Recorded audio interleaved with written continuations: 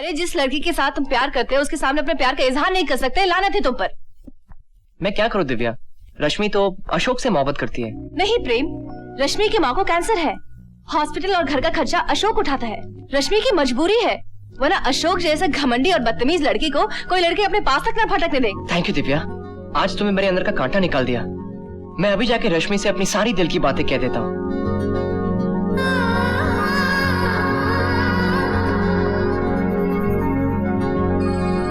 रश्मि, रश्मि, क्या है? मैं तुमसे कुछ कहना चाहता हूँ। ओए, तू इससे जो कहना चाहता है पहले मुझको बता। बताता हूँ। मैं कहने वाला था कि क्या कहने वाला था? कुछ भी तो नहीं। हाँ, मैं कहने वाला था कि कुछ याद नहीं आ रहा। कुछ तो कहने वाला था, लेकिन क्या कहने वाला था मैं भूल गया। प्रेम को देख के मुझे एक जोक याद आया। इसकी तरह मेरी भी दो चीजें बहुत फेमस है। क्या? एक तो मेरी याददाश्त और दूसरी? दूसरा मैं भूल गया है। अच्छा। प्रेम को तुम मोहब्बत का सबक सिखा रही थी, हमें भी तो एक मौका दे दो, हम भी तो साबित कर दें कि हम किसी से कम नहीं। अच्छा तो चलो। कहाँ? प्रिंसिपल साहब के यहाँ। अरे फॉरगेट इट दिव्या, हम तो मजाक कर रहे थे और तुम सीरियस हो गई। अगर हमें पता होता कि बात प्रिंसिपल साहब तक पहुंचेगी तो हम बिल्कुल मजाक नहीं करते, है ना? सॉरी।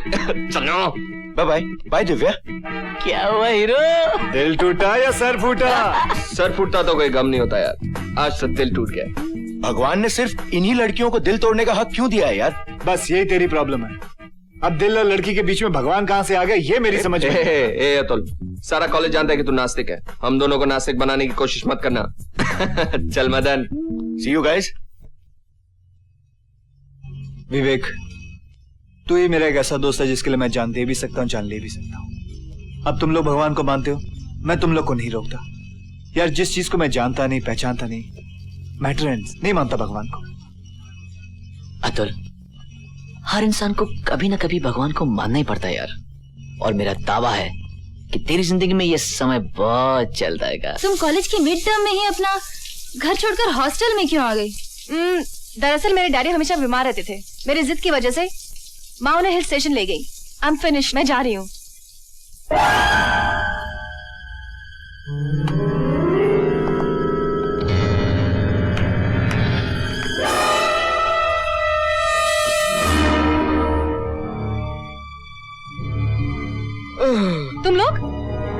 तुम लोग अंदर आए कैसे? खिड़की से। और अगर तुम्हें एतराज है तो हम इसे भी बंद कर देते। और दिव्या, तुम तो जानती हो ना, पर्सनल रिलेशनशिप्स बंद कमरों में ही बनते हैं। Shut up! तुम लोग उन बेशर्म लोगों में से हो जिनके दिल में किसी के लिए भी इज्जत नहीं। इज्जत? सबकी इज्जत करेंगे तो लूटेंगे किसकी?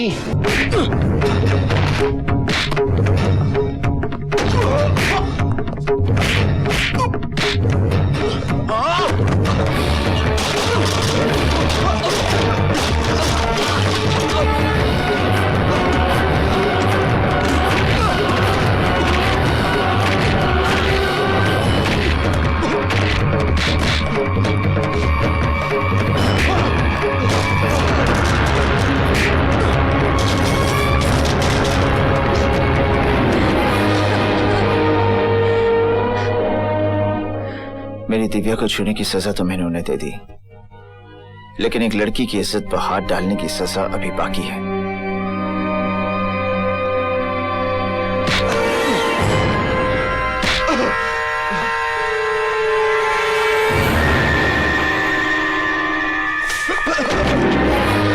सर, ये जलील और घटिया हरकत करने वाले वो लड़के हैं जिन्हें स्टूडेंट्स कहते हुए शर्म से गर्दन झुक जाती है। इन दोनों ने आज गर्ल्स हॉस्टल में घुसकर एक लड़की की इज्जत लूटने की कोशिश की। अगर मैं इस कॉलेज का एक स्टूडेंट नहीं होता तो इन्हें पुलिस के हवाले कर देता, या इन्हें इतना मारता कि इनके घर वाले इन्हें पहचानने से इनकार कर देते। Throw them behind the bars. इनको पुलिस की हिरासत में दे दो। नहीं सर, आपने अपनी पूरी जिंदगी देकर इस कॉलेज की रेपुटेशन बनाई है। आप हम सबके आदर्श हैं।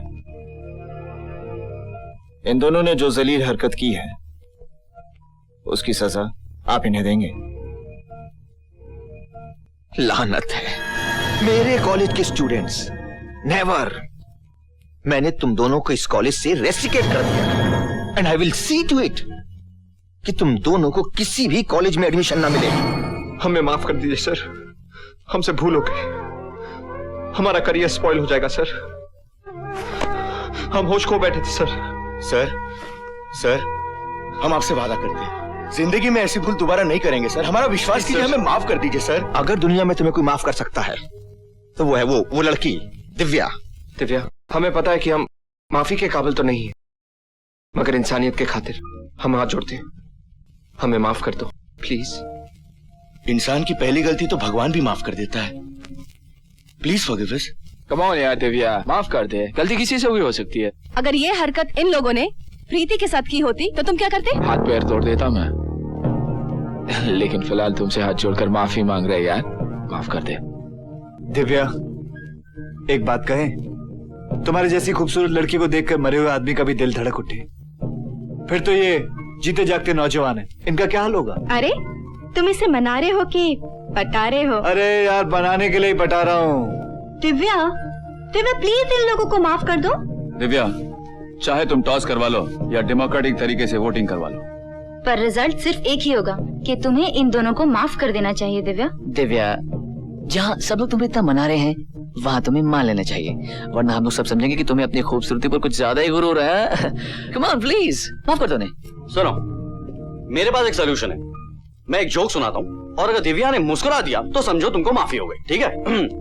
तो एक बार क्या होता है कि एक पत्नी अपने पति से पूछती है कि पुराने जमाने में राजा महाराजाओं की 100 बीवियां हुआ करती, वो उनको खिलाते क्या थे? तो पति ने कहा, अरे उनके खाने की छोड़, 100 बीवियां रखने के लिए वो खुद क्या खाता था। लगता है इनको माफ।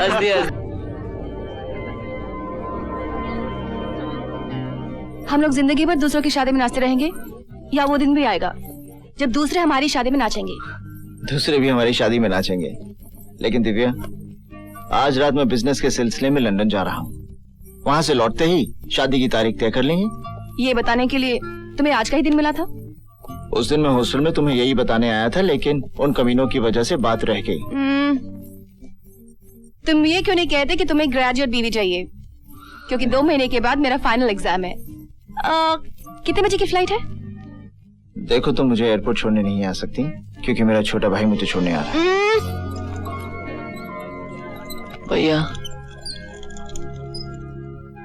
भैया, अब तक आप मेरे साथ थे ना, मुझे कभी किसी बात की कोई कमी महसूस नहीं हुई, पर आज आप लंदन जा रहे हैं, मुझे लग रहा है आपके साथ मेरा सब कुछ जा रहा है।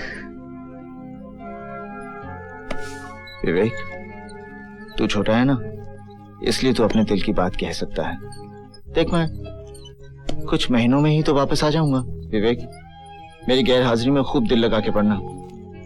अगर तुम ग्रेजुएट नहीं हुए तो तुम्हें पता है ना, पापा की विल के मुताबिक तुम्हें कंपनी के आधे शेयर्स नहीं मिलेंगे। आप ऐसी बात इसलिए करो ना भैया क्योंकि मैं आपका सौतेला भाई हूँ। विवेक, क्या कहा तुमने? सौतेला? खबरदार, अगर तुमने दोबारा ये लफ्ज अपनी जुबान पर लाया तो। सॉरी भैया, आइंदा ये शब्द जुबान पर कभी नहीं लाऊंगा।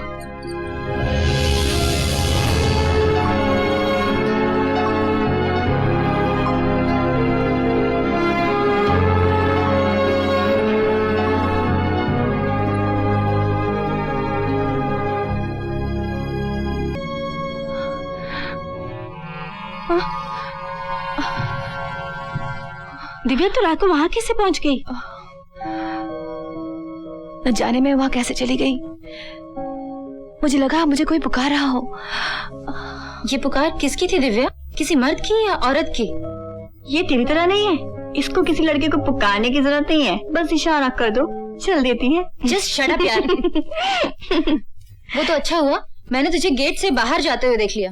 तुम लोग कॉलेज जाओ, मैं तैयार होके आती हूँ। Okay, bye Divya. Bye bye bye bye.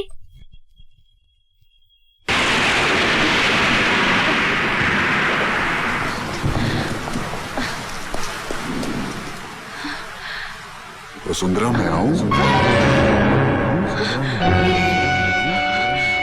Vasundhara, मैं आऊं? वसुंधरा, मैं आऊं? वसुंधरा, मैं आऊं? तुम क्या समझते हो? इस तरह से छुप छुप की आवाज देने से मैं डर जाऊंगी? अगर हिम्मत है तो सामने आओ। आओ।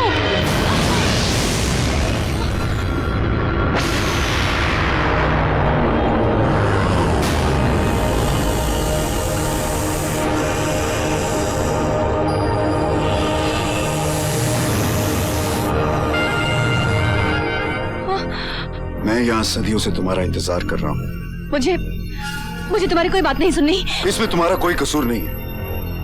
हर नए जन्म में इंसान अपने पिछले जन्म को भूल जाता है। उन रिश्तों की खातिर तो रुक जाओ जो सदियों से तुम्हारे और मेरे बीच है। ना मैंने सदियां देखी है और ना ही तुम्हारे और मेरे बीच कोई रिश्ता है। तो फिर मेरे गीत की आवाज सुनकर बेसुध होकर यहाँ क्यों चली आई? तुम्हारी आत्मा जानती है कि तुम्हारे और मेरे बीच एक अटूट संबंध है वसुंधरा। कौन वसुंधरा? मेरा नाम दिव्या है। इस जन्म में तुम्हारा नाम जो भी हो, लेकिन तुम्हारा असली नाम वसुंधरा है और मेरा कपिल। हम दोनों एक ही योनि में थे।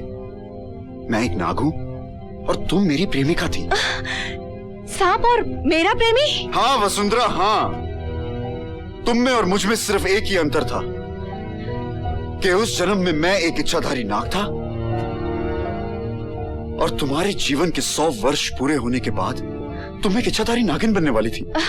इच्छाधारी नागिन? मुझे तो कुछ समझ ही नहीं आ रहा। तुम्हें सब कुछ समझ आ जाएगा वसुंधरा। मेरे नाग बनते ही मेरे माथे पे जो मणि होगी उसे उठा के अपनी जबान से छू लेना। उसके बाद तुम्हें सब कुछ याद आ जाएगा।